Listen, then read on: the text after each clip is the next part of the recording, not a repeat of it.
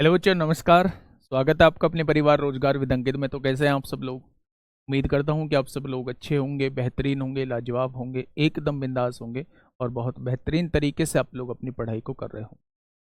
तो 6-7 मिनट हम लोग लेट हैं। लेट का एक्चुअल का कारण ये है कि I am not a robot. उसमें वेरिफिकेशन के लिए नहीं आता है कि बसेस जो हैं उन्हें सेलेक्ट करिए, कार जो हैं उन्हें सेलेक्ट करिए और बाइसिकल जो हैं उन्हें सेलेक्ट करिए। तो टेक्निकल महोदय जो हैं उन्हीं को सेलेक्ट नहीं कर पा रहे थे।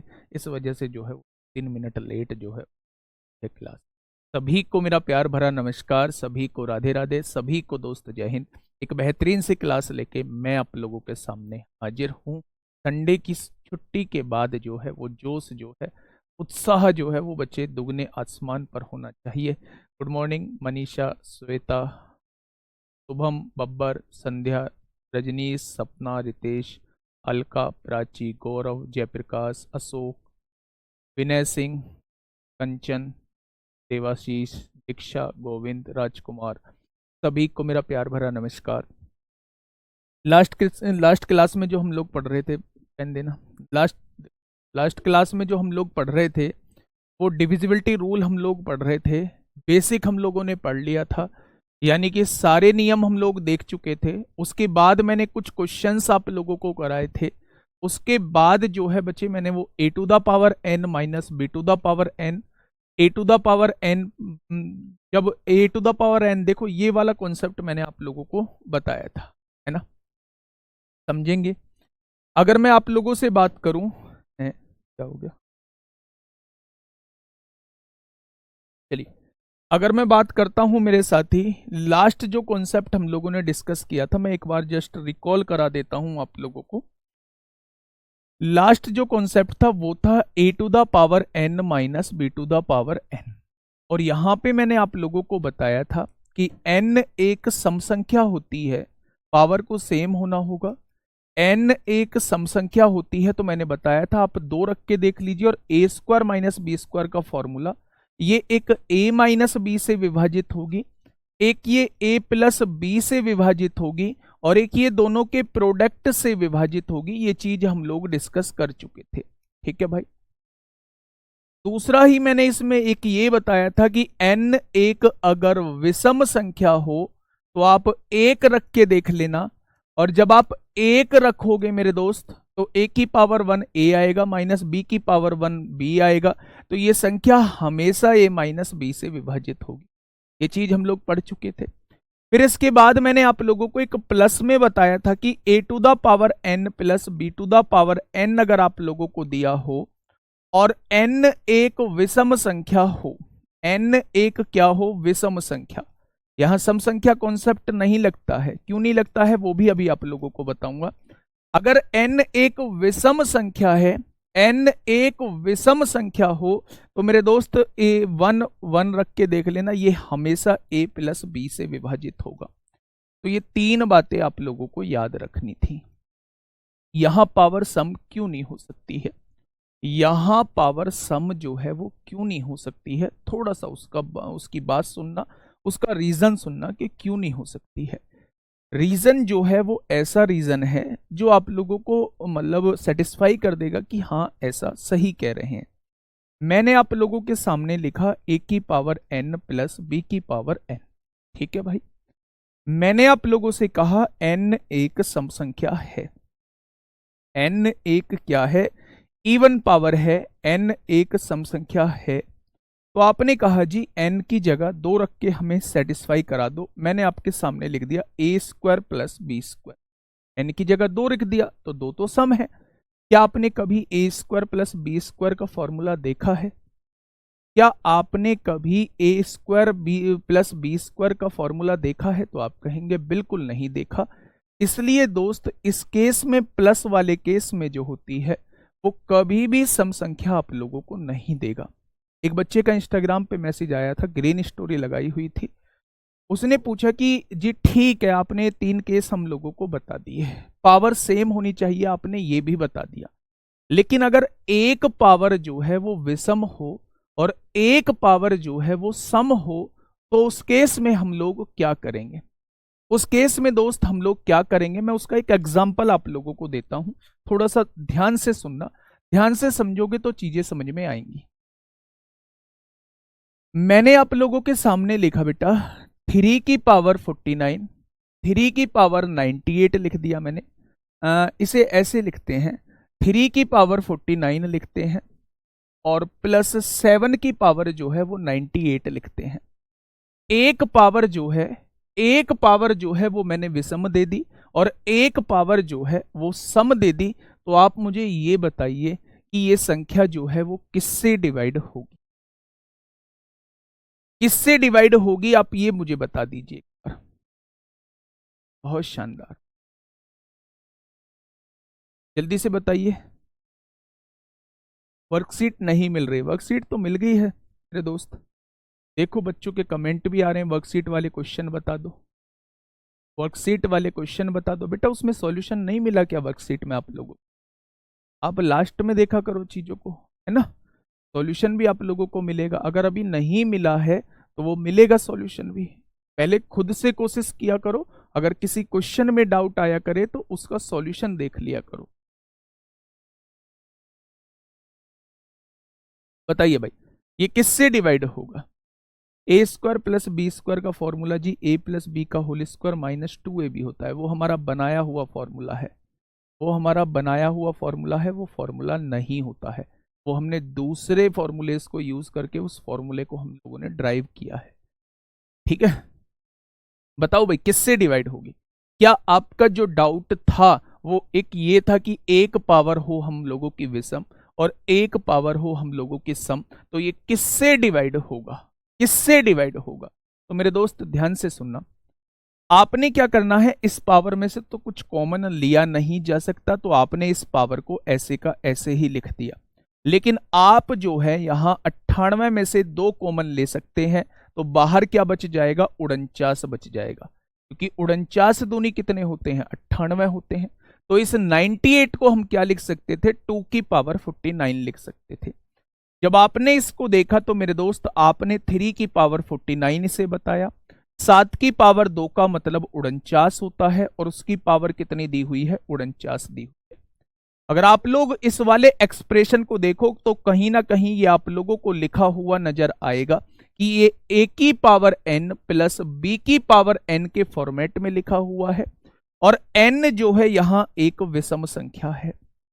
मैंने आप लोगों को अभी जस्ट बताया है कि अगर a की पावर n प्लस b की पावर n की फॉर्मेट बनती है और n एक विषम संख्या होती है तो वो हमेशा a प्लस b से डिवाइड होगी।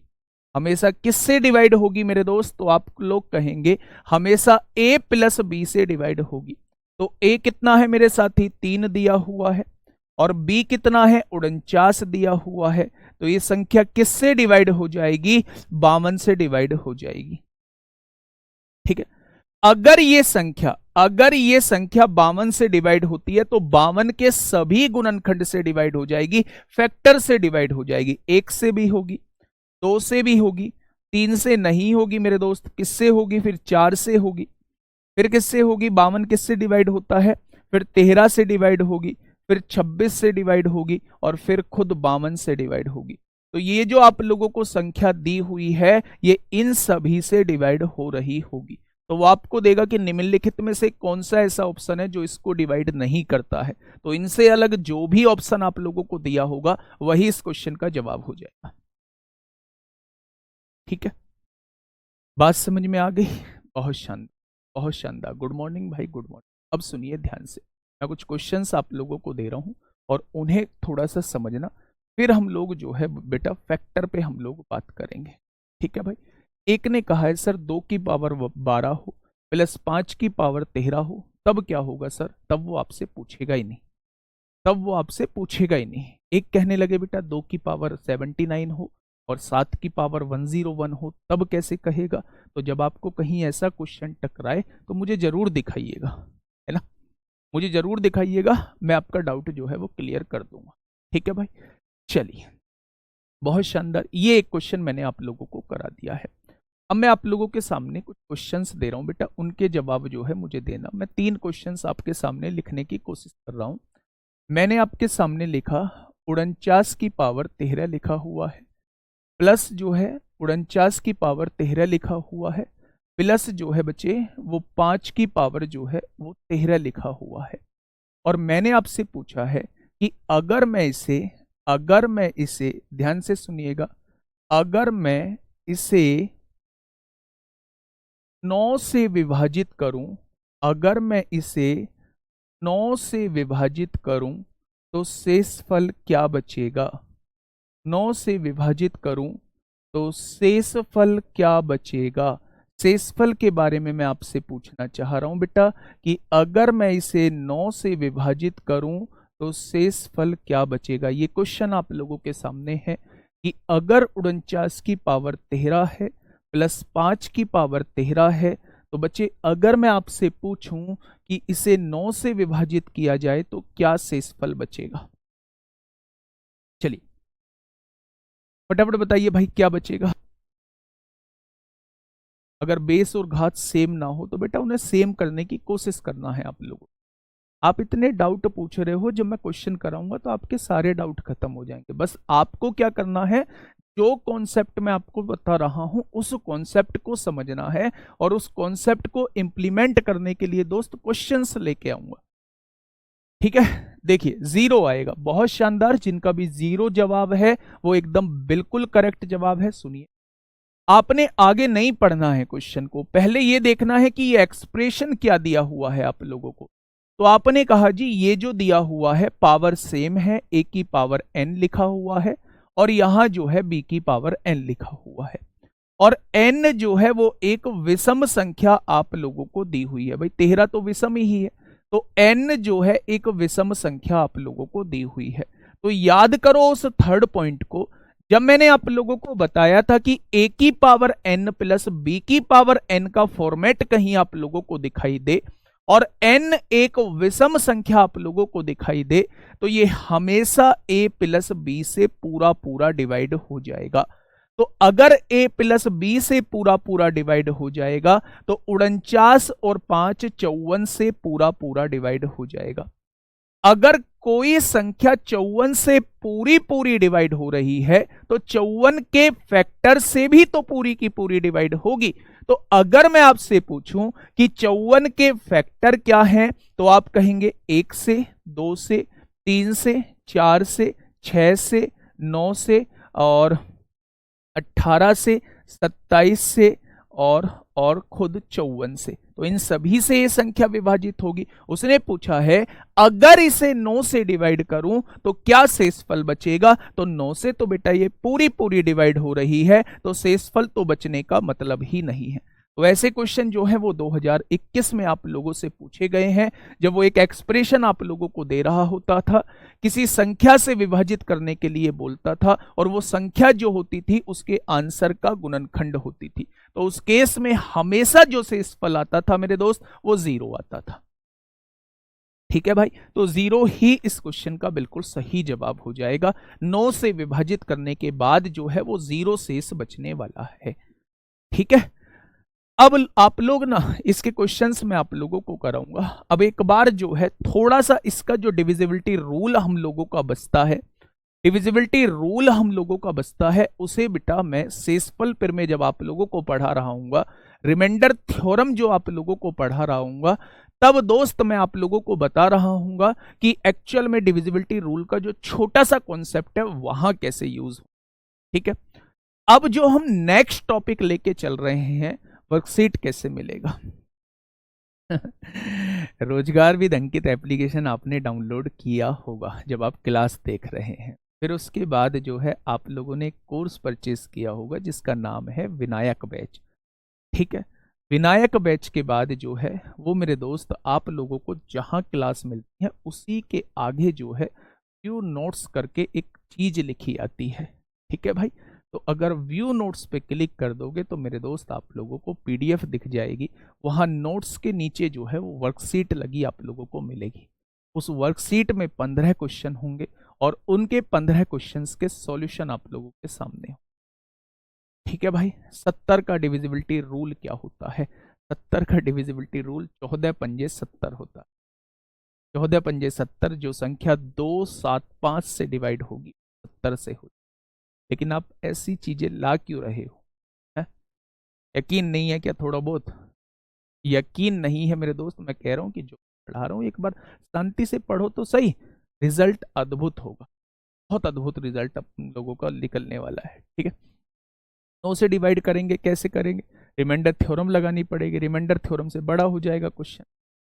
ठीक है, वैसे भी 9 से इसको डिवाइड करेंगे 4 बचेगा, 4 की पावर 13 4 आएगा। यहां इसे करेंगे -4 की पावर 13 कट जाएगा तो भी 0 आएगा। लेकिन वो सारी चीजें होंगी रिमाइंडर थ्योरम पढ़ने के बाद। एक बेहतरीन कॉन्सेप्ट मैंने आपको बताया है, आप इससे सॉल्व कर दो क्वेश्चन को, आप लोगों का बहुत थोड़े से समय में जो है वो हो जाएगा। भाई लोगो हटा देना जहां भी लोगो आ रहा हो, अगर दिखने में दिक्कत है। हेडिंग आप लोग डालिए फैक्टर, हेडिंग आप लोग डालिए बेटा फैक्टर हम लोग कैसे निकालते हैं, गुणनखंड हम लोग कैसे निकालते हैं, फैक्टर हम लोग कैसे निकालते हैं, गुणनखंड कैसे हम लोग निकालते हैं। बड़ा इंपॉर्टेंट टॉपिक है, पूछा जाने वाला टॉपिक है और आसान टॉपिक है। सबसे बड़ी बात है कि आसान टॉपिक। मेरे दोस्त ध्यान से चीजों को समझेंगे, बहुत प्यार से समझेंगे और आप कमेंट करना बंद कर देंगे, गारंटी मेरी रहेगी, समझाने की गारंटी मेरी है। लेकिन दोस्त मेरे बस कमेंट करना बंद कर देना। ठीक है भाई, सुनिए, थोड़ा सा ध्यान से सुनिएगा मैं कहना क्या चाह रहा हूं। मैंने आप लोगों के सामने एक संख्या लिखी, मैंने आप लोगों से कहा 36 के फैक्टर बताइए। मैंने आप लोगों से क्या कहा कि 36 के फैक्टर बताइए या 36 के गुणनखंड बताइए। तो आपने कहा जी ये तो बहुत आसान चीज है, कुछ नया पूछिएगा। तो 36 जिनसे डिवाइड होती है वो 36 के गुणनखंड कहलाएंगे। तो 36 किन किन से डिवाइड होती है? 1 से डिवाइड होगी, 2 से डिवाइड होगी, 3 से डिवाइड होगी, 4 से डिवाइड होगी, 6 से डिवाइड होगी, 9 से डिवाइड होगी, 12 से डिवाइड होगी, 18 से डिवाइड होगी और खुद 36 से डिवाइड होगी। यानी आपने क्या कहा? हाँ हाँ, एक बच्चा कह रहा है जी 7 11 का नियम बता दीजिए, 13 7 11 का नियम बता दीजिए और एक 3 7 11 का नियम बता दीजिए। तो इन दोनों नियम को दोस्त क्वेश्चन के साथ या फिर इसके क्वेश्चन के इस फैक्टर के जस्ट बाद में आपको बता दूंगा, आपको जरा सी भी परेशानी नहीं आएगी। ठीक, समझिए, अगर वो आपसे ये कहता है कि फैक्टर निकालिए, दी गई संख्या के फैक्टर निकालिए, तो मैंने एक संख्या आप लोगों के सामने लिखी 36 और मैंने आपसे पूछा भाई 36 के फैक्टर क्या होंगे। सबसे पहले आप लोगों को फैक्टर की डेफिनेशन पता होना चाहिए कि वो सारी संख्याएं जो दी हुई संख्या को डिवाइड कर दें वो सभी फैक्टर कहलाते हैं। तो अगर मैं पूछूं भाई 36 को डिवाइड करने वाली संख्या कौन कौन सी होती हैं, तो आपने कहा 1 2 3 4 6 9 12 18 36 से डिवाइड होता। बेटा अगर वो आप लोगों से यहां से तमाम तरीके के क्वेश्चन पूछ सकता है, पहला क्वेश्चन वो आपसे पूछ सकता है कि टोटल फैक्टर कितने होंगे। कोई एक संख्या आप लोगों को दे देगा और आपसे कहेगा टोटल फैक्टर कितने होंगे, बहुत शानदार। दूसरा क्वेश्चन वो आप लोगों से पूछ सकता है कि इवन फैक्टर कितने होंगे, यानी ऐसे कितने फैक्टर हैं, ऐसे कितने गुणनखंड हैं जो सम है, ऐसे कितने गुणनखंड हैं जो सम है। ठीक है भाई। तीसरा क्वेश्चन वो आपसे यहीं से पूछेगा भाई ओड फैक्टर कितने होंगे। क्या पूछेगा? ओड फैक्टर कितने होंगे, यानी कि ऐसे कितने फैक्टर हैं, ऐसे कितने फैक्टर हैं जो आपके विषम होंगे। चौथा क्वेश्चन क्या पूछेगा? चौथा क्वेश्चन वो आपसे पूछेगा ऐसे कितने फैक्टर हैं जो प्राइम है। यहां आप लोगों को थोड़ा सा लोचा लगेगा, लेकिन उस लोचे को भी मैं आप लोगों को क्लियर कर दूंगा। प्राइम फैक्टर, ऐसे कितने फैक्टर हैं जो अभाज्य हैं। ठीक है भाई। पांचवा क्वेश्चन यहीं से आप लोगों से पूछेगा वो सम ऑफ टोटल फैक्टर, यानी कि कुल गुणनखंडों का योग वो आपसे पूछ सकता है। यानी जितने भी इसके फैक्टर हैं उन सब का योग बताइए कितना होगा। छठी चीज वो आप लोगों से पूछ सकता है सम ऑफ इवन फैक्टर, यानी जितने भी मेरी सम गुणनखंड हैं उन सब का योग मुझे बता दीजिए कितना होगा। और सातवीं चीज वो आप लोगों से पूछ सकता है सम ऑफ ओड फैक्टर। क्या पूछ सकता है? वो सम ऑफ ओड फैक्टर आप लोगों से पूछ सकता है। ऐसे कितने ऐसे जो विषम गुणनखंड है उनका योग बताइए। केवल फैक्टर से ये 7 क्वेश्चन आप लोगों के बन रहे होते हैं। एक बार 7 क्वेश्चन को देखिए। अगर वो आप लोगों से फैक्टर का कभी क्वेश्चन पूछेगा, कभी गुणनखंड का क्वेश्चन पूछेगा तो वो आप लोगों से केवल इन 7 क्वेश्चंस के बारे में पूछेगा। हाँ, ये बहुत बड़ी दिक्कत है जी, आप हिंदी में भी लिखा करो बेटा। हिंदी में वैसे तो 7 के 7 बोल रहा हूँ, और इतने कमजोर तो आप भी नहीं है कि आप इनकी हिंदी ना जानते हो। कुल गुणनखंड कहते हैं। इवन का मतलब सम होता है, इवन का मतलब सम, फैक्टर का मतलब गुणनखंड होता है, ओड का मतलब विषम होता है, और गुणनखंड फैक्टर का मतलब गुणनखंड होता है। प्राइम का मतलब अभाज्य होता है। आप लोग ना बचाव ढूंढते हैं अपना कि भाई बच्चा कैसे जा सकता है, लीजिए अब हिंदी में भी लिख, देखो कमेंट आने लगे हैं। चलिए भैया, कुल गुणनखंडों का योग, जितने भी टोटल गुणनखंड हैं उन सब का योग क्या होगा, ये क्वेश्चन आप लोगों से वो पूछ सकता है। कुल गुणनखंडों का योग वो आपसे पूछ सकता है, ठीक है। सम गुणनखंडों का योग वो आपसे पूछ सकता है, सम गुणनखंडों का योग वो आपसे पूछ सकता है। कल का जो टॉपिक होगा वो नंबर ऑफ जीरोस होगा। सम ऑफ ओड फैक्टर यानी कि विषम गुणनखंडों का योग वो आपसे पूछ सकता है। विषम गुणनखंडों का योग वो आपसे पूछ सकता है। तो ये 7 क्वेश्चन मैंने आप लोगों के सामने लिखे हैं, और ये 7 क्वेश्चन में से वो कोई सा भी क्वेश्चन आप लोगों से पूछ सकता है। जी टेस्ट में 105 नंबर आ रहे हैं, कॉन्फिडेंस ही खत्म हो गया है मेरा। अभी तो शुरुआत हुई है, अभी तो शुरुआत हुई है मेरे दोस्त। 105 को 300 कितने में बदलना है, 320 में कब बदल जाएंगे पता ही नहीं चलेगा, ठीक है। चलिए, हाँ, अब मेरी बात को थोड़ा सा समझिए। जो चीज समझने की है बेटा उस पर थोड़ा सा हम लोग प्रकाश डालते हैं। प्रकाश मतलब थोड़ा सा उसे समझने की कोशिश करते हैं।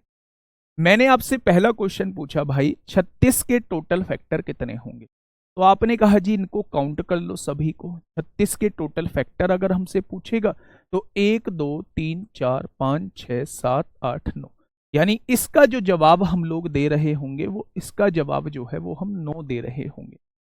अगर मैं आप लोगों से पूछूं कि इवन फैक्टर कितने हैं, तो ऐसी कितनी संख्या है जो सम है, तो आप कहेंगे ये मेरी सम है, ये मेरी सम है, ये मेरी सम है, ये सम है, ये सम है और ये सम है।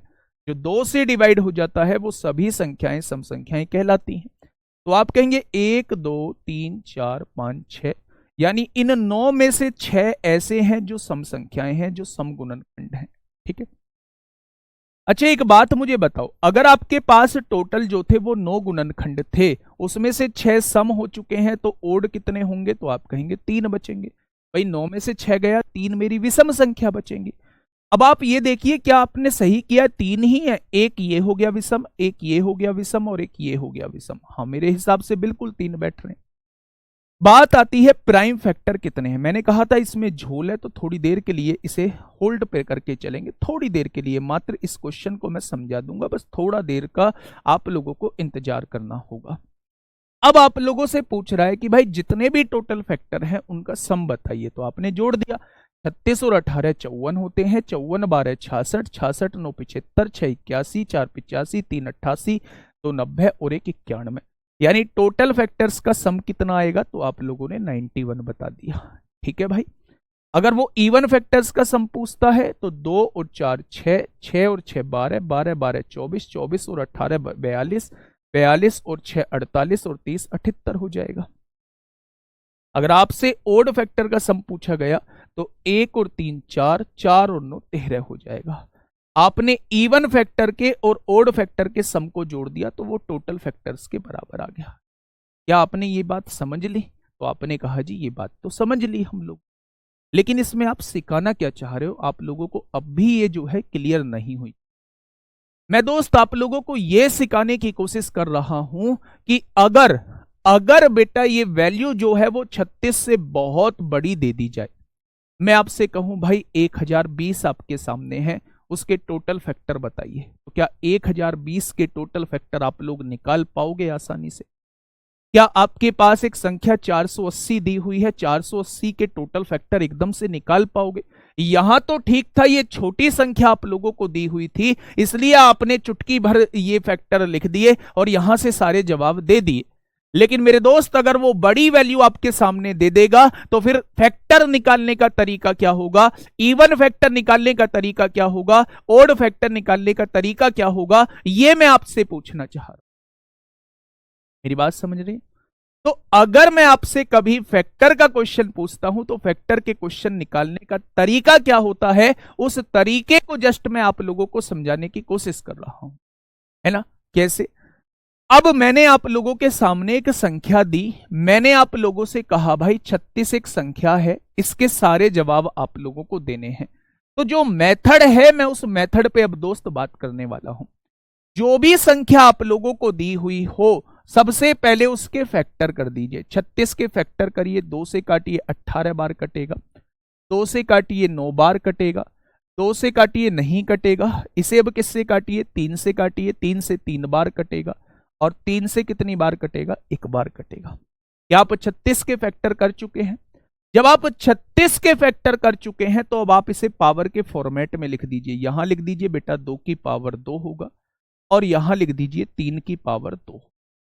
क्या आप 36 को इस तरीके से लिख सकते हैं, 2 की पावर 2 और 3 की पावर 2 लिख सकते हैं? तो आप कहेंगे जी बिल्कुल लिख सकते हैं। ठीक है, अब समझना मेरी बात को बेटा। अगर मैं यहां से आपसे टोटल फैक्टर पूछता हूं, अगर मैं आपसे यहां से टोटल फैक्टर पूछता हूं तो टोटल फैक्टर निकालने का तरीका क्या होता है, सबकी पावर में एक एक का इंक्रीमेंट कर दो। तो 2 में 1 बढ़ाया तो कितना आया, 3 आ गया। इस 2 में 1 बढ़ाया तो कितना आ गया, 3 आ गया। बीच में गुणा लगा है, गुणा लगा दो। क्या इसके टोटल फैक्टर जो निकल के आए थे वो 9 ही निकल के आए थे? तो टोटल फैक्टर निकालने का तरीका क्या होता है, सबसे पहले दी हुई संख्या के फैक्टर करिए, उसे पावर के फॉर्म में लिखिए, और सबकी पावर में एक एक का इंक्रीमेंट करके गुणा कर देंगे तो आपके सामने टोटल फैक्टर निकल के आ जाएगा। अब आपके दिमाग में एक बात आएगी, जी एक एक का इंक्रीमेंट ही हम लोग क्यों कर रहे हैं, 2-2 का इंक्रीमेंट क्यों नहीं कर रहे हैं? तो मेरे दोस्त मैं आपको बता दूं, 1 जो होता है एक ऐसा नंबर होता है जो सबको डिवाइड कर देता है। 1 जो होता है एक ऐसा नंबर होता है जो सबको डिवाइड कर देता है। तो चाहे वो यहां कोई सा भी नंबर आपको दे दे, इसका एक गुणनखंड जो होगा वो 1 तो जरूर होगा। उस 1 को काउंट करने के लिए सबकी पावर में हम एक एक बढ़ा देते हैं। यहां 1 बढ़ाएंगे तो 3 हो जाएगा, यहां 1 बढ़ाएंगे तो 3 हो जाएगा, और जब टोटल दोनों की गुणा करेंगे तो 9 हो जाएगा। ये बात समझ में आ गई? हाँ, 1020 का भी बताऊंगा बेटा, पहले बेसिक समझ लो। ठीक है भाई, यानी आप लोग समझ चुके हैं टोटल फैक्टर के लिए सबकी पावर में एक एक का इंक्रीमेंट करना पड़ेगा। बहुत शानदार। मैंने आपसे पूछा भाई इवन फैक्टर कितने होंगे, इवन फैक्टर कितने होंगे, यानी कि सम गुणनखंड कितने होंगे। बेटा ध्यान से सुनना, कभी जिंदगी में नहीं भूलोगे, जो मैं समझाने की कोशिश कर रहा हूं वैसे समझना। मैंने कहा भाई मैंने 1 इसलिए बढ़ाया था, 1 इसलिए बढ़ाया था क्योंकि 1 जो होता है वो सबका फैक्टर होता है, इसलिए मैंने सबकी पावर में एक एक बढ़ाया था। जब मैं बात करता हूं इवन फैक्टर की, जब मैं बात करता हूं इवन फैक्टर की मेरे दोस्त, सम गुणनखंड की बात करता हूं, तो 1 जो होता है वो सम संख्या नहीं होती है। इसलिए जो भी आप लोगों को सम संख्या दी हुई है उसकी पावर में कोई इंक्रीमेंट मत करना। क्यों इंक्रीमेंट मत करना? क्योंकि उसमें हमें 1 को काउंट नहीं करना है। एक तो विषम होती है, मुझे तो सम गुणनखंड निकालने हैं, तो सम वाले में कोई बढ़ोतरी मत करना। यहां 2 पावर है, इसे 2 पावर ही रहने देना। ये आपके सामने विषम है तो इसकी पावर में 1 बढ़ा देना। तो सम फैक्टर कितने हो जाएंगे? 6 हो जाएंगे। सम फैक्टर कितने हो जाएंगे मेरे दोस्त? 6 हो जाएंगे। क्या यहां भी सम फैक्टर जो है वो 6 निकल के आए हैं? बहुत शानदार। यानी हम लोगों ने 2 चीज समझी। अगर टोटल फैक्टर निकालने हैं तो सबकी पावर में एक एक की बढ़ोतरी कर देंगे। अगर इवन फैक्टर निकालने हैं तो इवन की पावर में कोई बढ़ोतरी नहीं करेंगे, और ओड की पावर में 1 की बढ़ोतरी कर देंगे। ठीक है भाई, बहुत शानदार। यहीं पे मैं आप लोगों से साथी पूछता हूं कि ओड फैक्टर हम लोग कैसे निकालेंगे, तो आप कहेंगे ओड फैक्टर ही तो निकालने हैं, विषम गुणनखंड ही तो निकालने हैं, तो सम को काउंट ही नहीं करना है, सम वाले को काउंट ही नहीं करना है। विषम में एक बढ़ा दोगे तो विषम गुणनखंडों की संख्या डायरेक्टली 3 आ जाएगी। क्या आपने सही किया है या नहीं, तो ये इस बात से पता लगाया जा सकता है कि इवन और ओड को जोड़ के टोटल के बराबर आना चाहिए। यहां देखिए बेटा 6 और 3 को जोड़ के 9 के बराबर आ गया। ठीक है, पहले एक बार ये कॉपी में छापो, उसके बाद में एक बार रिपीट करता हूं। एक बार कॉपी में छापो, उसके बाद मैं रिपीट करता हूं। आज पूरे टाइम जो है ये फैक्टर ही चलने वाला है, तो आप बिल्कुल दिक्कत समस्या मत लो, बहुत बेहतरीन बेहतरीन क्वेश्चन भी इस पे हो रहे होंगे। मैंने आप लोगों के सामने एक संख्या लिखी 36। मैंने आप लोगों से कहा कि इसके टोटल फैक्टर कितने होंगे, तो सबसे पहले आपसे फैक्टर का क्वेश्चन पूछा जाता है, तो उसके फैक्टर करके देख लो। 36 के फैक्टर किए तो मैंने इसे 2 की पावर 2 में लिख दिया और 3 की पावर 2 में लिख दिया। ठीक है भाई, अब देखिए थोड़ा ध्यान से, जब टोटल फैक्टर पूछा जाता है तो सबकी पावर में एक एक की बढ़ोतरी कर दो, ये टोटल फैक्टर आ जाएगा। जब आपसे सम गुणनखंड पूछा जाता है या इवन फैक्टर पूछा जाता है तो इवन की पावर में कोई बढ़ोतरी मत करो, ओड में एक बढ़ा दोगे तो इवन फैक्टर आ जाएगा। और जब आपसे ओड पूछा जाता है तो इवन को बिल्कुल छोड़ देते हैं, ओड की पावर में एक बढ़ाएंगे तो ओड फैक्टर निकल के आ जाएगा। अभी बहुत सारी चीजों में आप लोगों को डाउट होगा, डाउट बनता है, शुरू के क्वेश्चन में डाउट आता ही आता है, लेकिन मेरे दोस्त जैसे ही अब मैं अगला क्वेश्चन पढ़ाऊंगा मेरे दोस्त, उसमें सारी चीजें आप लोगों को क्लियर हो जाएंगी। मैंने आप लोगों से कहा 480 के तीनों चीज निकाल दीजिए, टोटल फैक्टर भी निकाल दीजिए, इवन फैक्टर भी निकाल दीजिए और ओड फैक्टर भी निकाल दीजिए। थोड़ा सा ध्यान से सुनिएगा। सबसे पहले 480 का मेरे साथ जो है वो फैक्टराइजेशन करिए। तो आपने कहा जी 2 से काटोगे 240 बार कटेगा, 2 से काटोगे 120 बार कटेगा, 2 से काटोगे 60 बार कटेगा, 2 से काटोगे 30 बार कटेगा, 2 से काटोगे 15 बार कटेगा, 3 से काटोगे 5 बार कटेगा और 5 से काटोगे 1 बार कटेगा। क्या ऐसे ही फैक्टराइजेशन करोगे? अगर मैं यहां से आप लोगों को देखूं कि 2 कितनी बार है तो आप कहेंगे 2 5 बार है, तो आपने 2 की पावर 5 लिख दी। फिर आपसे मैंने पूछा 3 कितनी बार है तो आपने कहा 1 बार है। मैंने पूछा 5 कितनी बार है तो आपने कहा 1 बार है। क्या इसे पावर के फॉर्म में लिख चुके हो? बहुत बढ़िया, बहुत शानदार, बहुत लाजवाब। अब देखना मेरे दोस्त क्या कहना चाह रहा हूं। यहां से मैं पहला क्वेश्चन पूछता हूं कि मेरे दोस्त टोटल फैक्टर कितने होंगे, दूसरा क्वेश्चन मैं आपसे पूछता हूं कि सम फैक्टर कितने होंगे, और तीसरा क्वेश्चन मैं आपसे पूछता हूं कि विषम फैक्टर कितने होंगे। तो जल्दी से मुझे बता दीजिए कि तीनों का जवाब क्या होगा। टोटल के केस में क्या निकालना होता है? टोटल के केस में सबकी पावर में एक एक की बढ़ोतरी कर दो। 5 में 1 बढ़ाया तो कितना आया? 6 आ गया। 1 में 1 बढ़ाया तो कितना आ गया? 2 आ गया। 1 में 1 बढ़ाया तो कितना आ गया? 2 आ गया। यानी टोटल फैक्टर जो है वो 24 आ जाएंगे। अगर आप कहोगे जी 24 कौन कौन से फैक्टर होंगे, तो ये मुश्किल टास्क हो जाएगा। वो कभी भी आपसे नहीं पूछेगा कि वो 24 कौन कौन से फैक्टर हैं। ऐसे तो बेटा अगर वो ये चीज पूछ रहा होता तो इस मेथड को हमें सीखने की जरूरत ही क्या थी। ठीक है, अब देखिए मेरी बात को थोड़ा, हाँ भाई ऊपर कर देना। एक भाई का कमेंट आया है, बड़ा प्यारा सा कमेंट आया है, हाँ ऊपर करो तो बस। विनोद का कमेंट है। विनोद मेरे दोस्त, इतना नियम मत बताओ गुरुजी, कोई एक ऐसा नियम बताएं ताकि सब पे लागू हो जाए। जैसा बता रहे हैं सब गुड़ गोबर हो जा रहा है। वाह वाह मेरे शेर, दरोगा बनने के लक्षण यही होते हैं। ऐसे ही लोग जो हैं वो दरोगा बन रहे होते हैं। इकाई का अंक पढ़ाऊं तो एक ऐसा नियम बता दूं जो इकाई के अंक पर भी लगे, जो डिविजिबिलिटी रूल पर भी लगे, उसी से नंबर ऑफ जीरोस निकल जाए, उसी से नंबर ऑफ फैक्टर निकल जाए, उसी से जो है वो प्रथम n प्राकृतिक संख्याओं का योग निकल जाए, उसी से सम संख्याओं का योग निकल जाए, उसी से सब कुछ निकल जाए। मेरे दोस्त बैटरी लो और बैटरी लो लेके अभी चारों तरफ इन चीजों को ढूंढो कि क्या कोई ऐसा रूल मिल सकता है, और फिर अपने दिमाग पे भी थोड़ा सा बैटरी का प्रकाश डालो कि क्या जो हमने पूछा था क्या वो सही बात थी, या बस हमने ऐसे ही अपने नशेबाजी में ही हमने वो कमेंट लिख दिया। है। मुझे बड़ा ताज्जुब हो रहा है कि आप दरोगा के बैच में कैसे। मेरे दोस्त, बहुत आगे निकलना होगा, बहुत कुछ सीखना होगा, बहुत मेहनत करनी होगी, बार बार गिरना होगा, बार बार उठना होगा। पहले ही चैप्टर में हार मान गए, इतने नियम याद करने पड़ेंगे। भाई जब टॉपिक अलग अलग है, टॉपिक अलग अलग है, तो मेरे दोस्त पढ़ना भी तो अलग अलग होगा।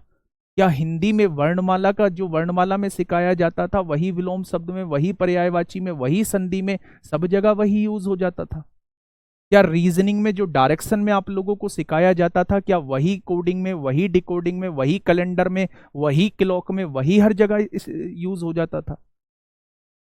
ये कहां से निकल कर आए हो ऐसे प्राणी दोस्त? मतलब विनोद वाली हरकत जो है वो बिल्कुल कर दी।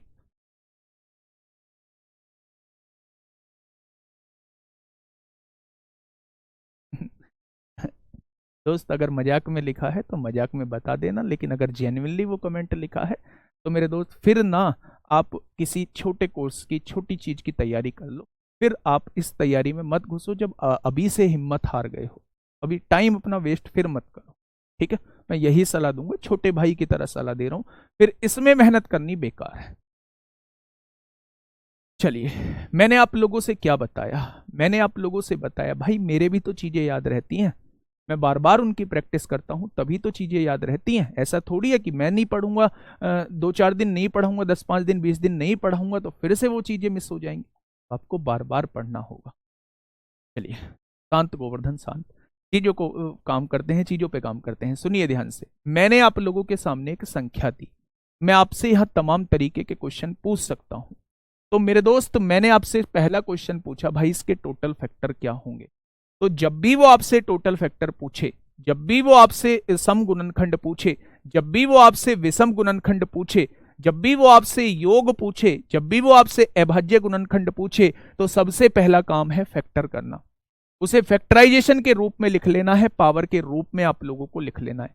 आपने क्या कहा? आपने क्या कहा मेरे दोस्त? 2 की पावर 5 लिख दिया क्योंकि ये 5 बार है।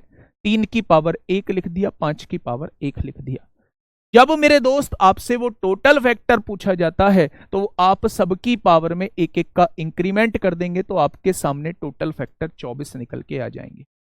जब वो आपसे सम गुणनखंड पूछता है तो आप मुझे ये बताइए इसमें से सम संख्या कौन सी है, तो आप कहेंगे ये सम संख्या है, तो इसकी पावर में कोई इंक्रीमेंट मत करो, बाकी सबकी पावर में एक एक का इंक्रीमेंट कर दो। तो 1 का इंक्रीमेंट किया तो यहां 2 हो गया, 1 का इंक्रीमेंट किया तो यहां 2 हो गया, तो 5 दूनी 10 दूनी 20 हो जाएगा। या 20 जो होंगे वो सम गुणनखंड हो जाएंगे, ठीक है? अगर वो आपसे विषम गुणनखंड पूछता है तो बेटा इसको बिल्कुल छोड़ दो, सम को बिल्कुल छोड़ दो। विषम में 1 बढ़ाओगे 2 हो जाएगा, यहां 1 बढ़ाओगे 2 हो जाएगा, तो विषम गुणनखंड कितने हो जाएंगे? 4 हो जाएंगे। मैंने आपको क्रॉस चेक करने का तरीका बताया है कि सम और विषम को जोड़ के कितना हो जाएगा। सम और विषम को जोड़ के हमेशा टोटल के बराबर आना चाहिए, तब आप समझना कि आपने क्वेश्चन को बिल्कुल सही किया। ठीक है भाई, तो ये आपके सामने मैंने तरीका बता दिया टोटल फैक्टर निकालने का, सम फैक्टर निकालने का और विषम फैक्टर निकालने का।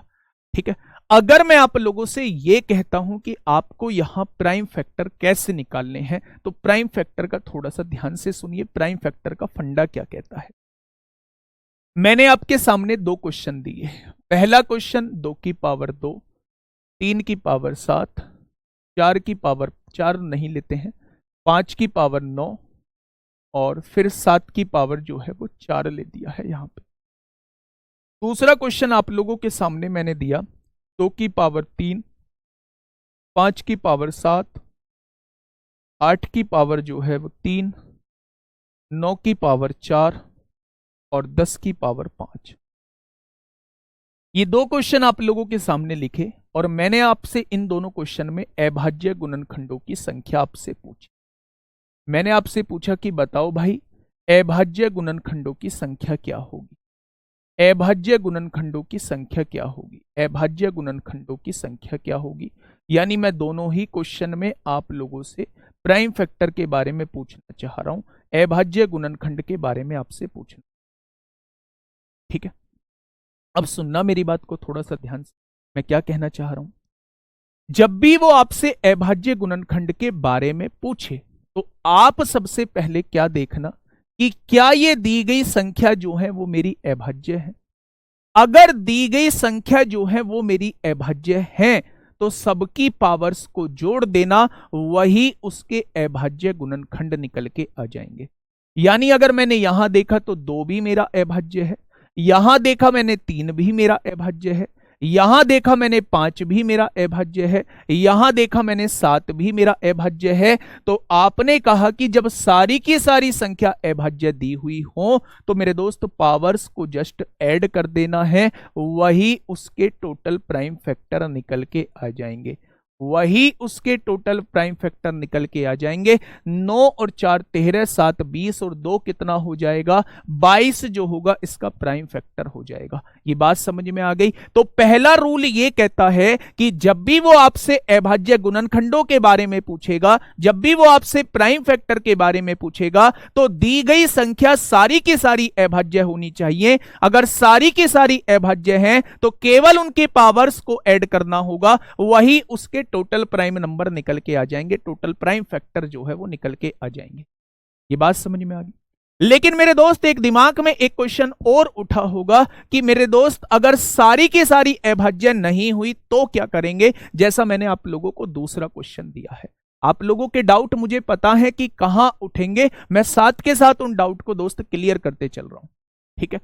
तो अगर मैं आप लोगों से ये कहूं नहीं ये पावर देखिए, ये वाली पावर, ये जो है ये बेस जो लिखा हुआ है इसको देखिए, ये विषम ये आपका अभाज्य होना चाहिए, 2 3 5 7 ये अभाज्य होना चाहिए, ठीक है। आपने नीचे देखा एक चीज, आपने कहा जी अभाज्य गुणनखंड पूछ रहा है, तो सबसे पहला काम है कि दी गई संख्या में ये सारी की सारी अभाज्य होनी चाहिए। तो ये तो मेरी अभाज्य थी, 5 भी मेरी अभाज्य, लेकिन 8 मेरी अभाज्य नहीं है, 9 मेरी अभाज्य नहीं है, 10 मेरी अभाज्य नहीं है। तो इसे करें तो कैसे करें, ठीक है। अगर मेरे दोस्त इसे करने का आपसे पूछा है तो सबसे पहले इन्हें अभाज्य के रूप में आपको कन्वर्ट करना होगा। क्यों कन्वर्ट करना होगा, ध्यान से सुनिए। आपने कहा 2 की पावर 3 लिखा हुआ है, आपने कहा 5 की पावर 7 लिखा हुआ है। 8 को क्या लिख सकते हैं, 8 को आप लिख सकते हैं 2 की पावर 3 लिख सकते हैं क्या, उस पे भी होल पावर चढ़ा हुआ है, 3 लिखा हुआ है। 9 को आप क्या लिख सकते हैं, 9 को आप लिख सकते हैं 3 की पावर 2, ये 9 होता है, इस पे भी पावर 4 लगी हुई है, 4 लगा दो। 10 को आप क्या लिख सकते हैं, 10 को आप 2 गुणा 5 लिख सकते हैं, और इस पर भी पावर कितनी लगी हुई है, 5 लगी। क्या इस चीज को ऐसे लिख सकते हैं। आप एक चीज समझिए, यहां ये 2 की पावर 3 दिया हुआ है, यहां ये 5 की पावर 7 दिया हुआ है, पावर की पावर होती है गुणा हो जाती है, 2 की पावर 9 हो जाएगा, 2 चौक 3 की पावर 8 हो जाएगा, और यहां देखेंगे बेटा 2 की पावर 5 होगा और इनटू में 5 की पावर 5 हो जाएगा, दोनों के ऊपर पावर 5 आ जाएगी। बस यहां से इस चीज को समझ लो। आपसे पूछा क्या है, आपसे पूछा है अभाज्य गुणनखंड क्या होगा। तो बेटा ये सारी की सारी अभाज्य संख्या होनी, अभाज्य संख्या होनी चाहिए। तो 2 भी मेरी अभाज्य है, 5 भी, 2 भी, 3 भी, 2 भी, 5 भी, क्या सारी की सारी अभाज्य हो चुकी हैं। तो बेटा इनकी पावर्स को जोड़ दीजिए, 3 और 7 10 और 9 19, 19 और 8 27, 5 32, 5 37 हो जाए। अब आप लोगों के दिमाग में एक बात आएगी मेरे दोस्त, अब आप लोगों के दिमाग में एक बात आएगी कि सर क्या इसके अंदर 37 अभाज्य संख्याओं का यूज हो रहा होगा। तो मेरा जवाब होगा बिल्कुल भी नहीं हो रहा होगा। एक्चुअल में वो अभाज्य गुणनखंड जब पूछ रहा होता है उसका डायरेक्टली क्वेश्चन आपसे ये होता है कि अभाज्य संख्याओं का यूज कितनी बार हुआ है। यानी इसमें जो 2 का यूज हुआ होगा वो 5 और 3 8 बार हुआ होगा। इसमें जो 5 का यूज, देखो 2 का यूज कितनी बार हुआ है, 3 बार यहां, 9 बार यहां, 5 बार यहां। तो 9 और 3 12 और 5 17 बार जो है वो 2 का यूज हुआ होगा। 5 का यूज कितनी बार हुआ होगा, 7 और 5 12 बार हुआ होगा, और 3 का यूज जो है वो 8 बार हुआ। तो ये सारे मेरे प्राइम नंबर हैं, वो ये पूछ रहा होता है कि अभाज्य गुणनखंड का यूज कितनी बार हुआ है। यहां देखोगे 2 का यूज कितनी बार हुआ, ये भी तो अभाज्य है, 2 बार हुआ है। 3 का यूज कितनी बार हुआ है, 7 बार हुआ है। 5 का यूज कितनी बार हुआ है, 9 बार हुआ है।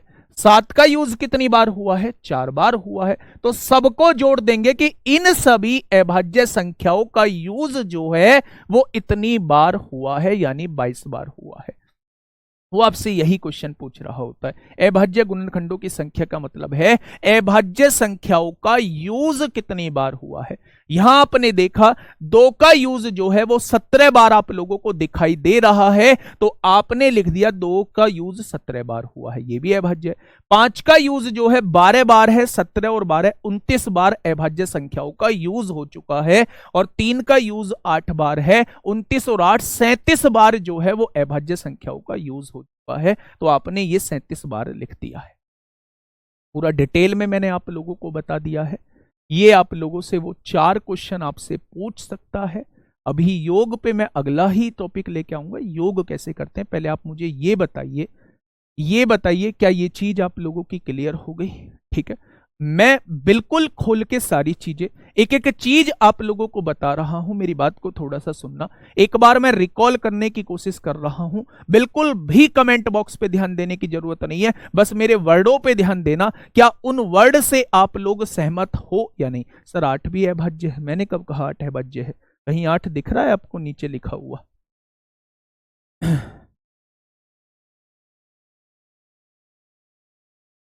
ठीक है, हाँ, अब मेरी बात को समझ। आपके सामने वो एक संख्या देगा, वो आपसे पूछेगा इस संख्या के टोटल फैक्टर कितने होंगे, इस संख्या के इवन फैक्टर कितने होंगे, इस संख्या के ओड फैक्टर कितने होंगे, और इस संख्या के प्राइम फैक्टर कितने होंगे, या प्राइम फैक्टर का यूज जो है वो कितनी बार हुआ। तो सबसे पहला काम है दी गई संख्या के फैक्टर कर लेना, उसे पावर के रूप में लिख देना। लिख दिया आपने पावर के रूप में। पहला क्वेश्चन टोटल फैक्टर कितने, सबकी पावर में एक एक बढ़ा दो, ये इसके टोटल फैक्टर आ जाएंगे। फिर आपसे वो इवन फैक्टर पूछेगा, तो इवन की पावर में कोई बढ़ोतरी मत करो, सबकी पावर में एक एक बढ़ा दो, ये आपके इवन फैक्टर आ जाएंगे।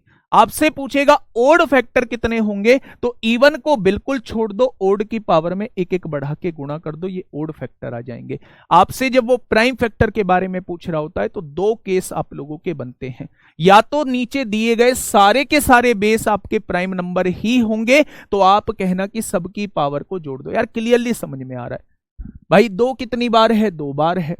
3 कितनी बार है, 7 बार है। 5 कितनी बार है, 9 बार है। 7 कितनी बार है, 4 बार है। और सबको जोड़ दिया तो टोटल ये जो अभाज्य संख्याएं हैं ये 22 बार यूज की गई हैं। लेकिन आपने यहां देखा कि कुछ संख्याएं ऐसी थी जो अभाज्य नहीं थी, तो उन्हें आपने अभाज्य बनाने का काम किया। आपने लास्ट एक्सप्रेशन में देखा कि ये भी अभाज्य, ये भी अभाज्य, सारी की सारी संख्याएं अभाज्य हैं। अब जब सारी की सारी अभाज्य हैं तो इनकी पावर्स को जरा जब जस्ट आपने जोड़ दिया तो 37 बार अभाज्य संख्याओं का यूज हुआ है। ठीक है, मेरी बात समझ में आ गई? अब एक क्वेश्चन मैं आप लोगों को दे दूं। अगर सारी संख्या अभाज्य ना हो, बेटा सारी संख्या अभाज्य होंगी तो पावर डायरेक्ट जुड़ जाएंगे, अगर नहीं होंगी तो बनानी पड़ेंगी। अगर नहीं होंगी तो बनानी पड़ेंगी। मैं दोनों केस आपके सामने लिख चुका हूं। या तो आप कहेंगे कि सारी की सारी अभाज्य हो तो डायरेक्टली जोड़ दो, आप कहेंगे ये सारी की सारी अभाज्य ना हो तो ऐसे कर दो। अब कोई सा और केस बचता ही नहीं है। ठीक है, हाँ चलिए, बहुत शानदार। अभी आपसे वो पूछता है कि ऐसे कितने गुणनखंड होंगे, वो 4 के मल्टीपल होंगे, वो 12 के मल्टीपल होंगे, वो 16 के मल्टीपल होंगे, वो बाद का विषय है यार। नंबर सिस्टम अपने आप में एक किताब है, नंबर सिस्टम अपने आप में एक किताब है। और अगर आप मैथ की शुरुआत कर रहे हैं तो क्वेश्चन के पॉइंट ऑफ व्यू से नहीं, मैथ को सीखने के पॉइंट ऑफ व्यू से नंबर सिस्टम बहुत इंपॉर्टेंट है। क्वेश्चन आएगा नहीं आएगा ये मैं नहीं जानता यहां से, लेकिन मैथ को सिखाने का काम जो है वो ये नंबर सिस्टम करता है। नंबर सिस्टम हमारा अच्छा खासे दिन चलने वाला है, क्योंकि मेरे पास अभी टाइम है और मैंने आप लोगों का बीड़ा लिया है कि मैं आपको मैथ सिखा के छोड़ूंगा, हर हाल में सिखा के छोड़ूंगा। ठीक है, अब देखना थोड़ा सा ध्यान से। मैं आपके सामने एक क्वेश्चन लिख रहा हूं। मैंने आप लोगों से क्या कहा? मैंने आप लोगों से कहा 1020 नहीं लेते हैं, 1020 नहीं, कोई बड़ी संख्या 960 के बता दीजिए। चलिए 960 की सारी वैल्यूज निकाल दीजिए। पहला, कुल फैक्टर कितने होंगे। दूसरा, सम गुणनखंड कितने होंगे। तीसरा, विषम गुणनखंड कितने होंगे। चौथा, अभाज्य गुणनखंड कितने होंगे। और पांचवा, अभी मैं आपसे पूछूंगा कि 4 के मल्टीपल कितने होंगे। 4 के मल्टीपल कितने फैक्टर हैं। ऐसे कितने गुणनखंड हैं जो 4 से डिवाइड हो जाते हैं, 4 के गुणज हैं। और 6 के गुणज कितने हैं। ये अभी हम लोगों के आगे के टॉपिक होंगे जो आज ही हम लोग पढ़ रहे होंगे। ठीक है, फटाफट से मुझे बताइए भाई क्या होगा। समय खत्म होने वाला है, जल्दी से मुझे इस क्वेश्चन का जवाब दे दीजिए।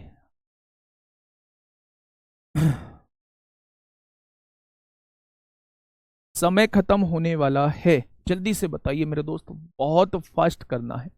सर इस मेथड से सम नहीं निकालेंगे इवन, और भाई सम भी बताऊंगा, पहले जो बता रहा हूं उसे करके बताओ। जल्दी से बताओ क्या होगा इसका बिल्कुल सही जवाब। देखिए क्वेश्चन कहना क्या चाह रहा है। क्वेश्चन ये कहना चाह रहा है भाई एक 960 आपके सामने संख्या लिखी है, तो आपको जब भी फैक्टर्स का जिक्र दिया जाए तो 960 के फैक्टर आप लोगों को करने हैं। 2 से काटोगे तो 480 बार कटेगा, 2 से काटोगे 240 बार कटेगा, 2 से काटोगे 120 बार कटेगा, 2 से काटोगे 60 बार कटेगा, 2 से काटोगे 30 बार, 2 से काटोगे 15 बार, 3 से काटोगे 5 बार और 5 से काटोगे 1 बार। क्या यही है। अब ये देखिए 1 2 3 4 5 6, यानी ये 960 जो है वो 2 की पावर 6 लिख सकते हैं, 3 की पावर 1 लिख सकते हैं और 5 की पावर 1। बस हो गया क्वेश्चन। टोटल पूछा है ना, सबकी पावर में 1 बढ़ाओ। 6 में 1 बढ़ाया 7 आया, 1 में 1 बढ़ाया 2 आया, 1 में 1 बढ़ाया 2 आया। क्या आप कह सकते हैं 28 ऐसे फैक्टर होंगे, 28 ऐसे फैक्टर होंगे जो बेटा टोटल इसको विभाजित करते होंगे। अगर मैं आपसे सम पूछता हूं तो सम की पावर में कोई बढ़ोतरी मत करो, विषम की पावर में 1 बढ़ाओ, यहां भी विषम की पावर में 1 बढ़ाओ, तो 6 दूनी 12 दूनी 24 हो जाएंगे। ठीक है भाई, विषम पूछा है तो सम को बिल्कुल छोड़ दो, 1 बढ़ाओगे 2 होगा, 1 बढ़ाओगे 2 होगा, 4 हो जाएंगे और 24 और 4 28 बिल्कुल हम लोगों ने सही किया है, यानी तीनों के तीनों बिल्कुल सही है। ठीक है भाई, अगर मैं आपसे अभाज्य पूछता हूं तो देखो क्या ये अभाज्य है, तो आपने कहा बिल्कुल अभाज्य है। क्या ये अभाज्य है, बिल्कुल अभाज्य है। क्या ये भी अभाज्य है, तो आपने कहा बिल्कुल अभाज्य है। तो सबकी पावर को जोड़ दो, 6 और 1 7 और 1 8, 8 क्या हो जाएंगे, अभाज्य गुणनखंड हो जाएंगे। ठीक है, आपसे पूछा है मेरे दोस्त, आपसे पूछा है कि भैया 4 के मल्टीपल कितने होंगे। जो ये आपने टोटल फैक्टर निकाले हैं 28, जो टोटल फैक्टर निकाले हैं, इसमें कितने ऐसे फैक्टर होंगे जो 4 से डिवाइड होते होंगे। जो 4 से डिवाइड होते होंगे वो 4 के मल्टीपल पूछ रहा है। तो जिसके भी मल्टीपल आपसे पूछे आप उसमें से 4 कॉमन ले लो। भाई 4 के मल्टीपल पूछ रहा है तो इसमें 2 की पावर 2 कॉमन ले लो, 4 कॉमन ले लो। यहां कितना बचेगा, तो आप कहेंगे 2 की पावर 4 बचेगा। ये तो ऐसे का ऐसे ही लिख जाएगा। आपको चाहिए 4 के मल्टीपल, तो यहां क्या आ जाएगा, ये 4 आ जाएगा। अब इसके आप फैक्टर निकाल लो कितने होंगे।